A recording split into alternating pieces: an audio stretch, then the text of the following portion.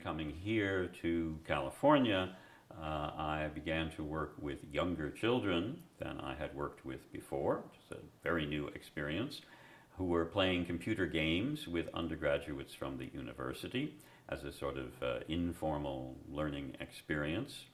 And in studying that, something that I had begun already to notice just in studying the computer games on my own became very clear to me, and that was that you couldn't understand the processes of learning without including the emotional component, the affective component.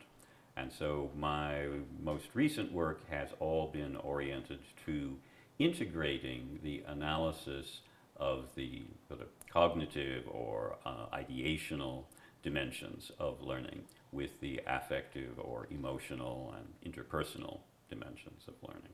Well, again, I went back to semiotics and to natural science, which are sort of the two sources of all my work. And I had some years before, when I was doing my studies about complex systems, the complex systems I was interested in were ones that combined human social systems with natural ecological systems.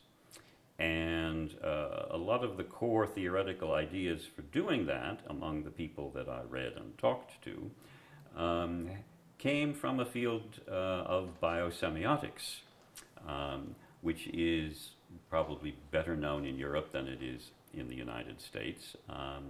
And it was really, for me, the attempt to figure out how meaning-making processes, which for me now include feeling processes, take place in material systems, right? Kind of a materialist view of semiotics rather than a formalist view of semiotics.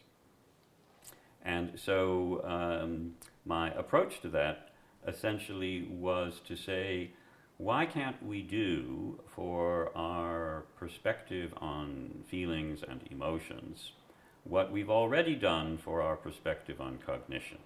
And that is, take it outside of the head, make it culturally specific, make it situated in interactions in an environment, in a context, and in effect turn it into a social semiotic. So it becomes a social semiotic of feeling.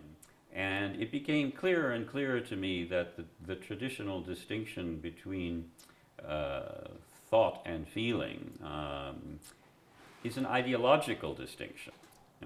It's a distinction that has to do with gender stereotypes in Western society. It's a distinction that has to do with the way in which certain classes of people have tried to claim authority over other classes of people.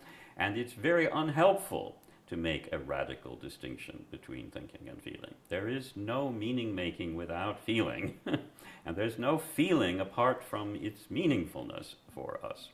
And so I began to look into both the neurological basis of the relationship between thinking and feeling, how the so-called feeling centers of the brain and the so-called thinking centers of the brain are actually tightly integrated with one another. And I looked at biosemiotics, where I had already met through another connection Jesper Hofmeyr in Denmark, whose primary interest was sort of in the origin, the biological origins of semiosis. And so for me, this was the question, what are the biological origins of the integration of feeling and meaning? Or, if you like, the biological origins of the single unitary phenomenon, which we then rip apart, separating them into feeling versus meaning. Which is a mistake, which is not something we should do.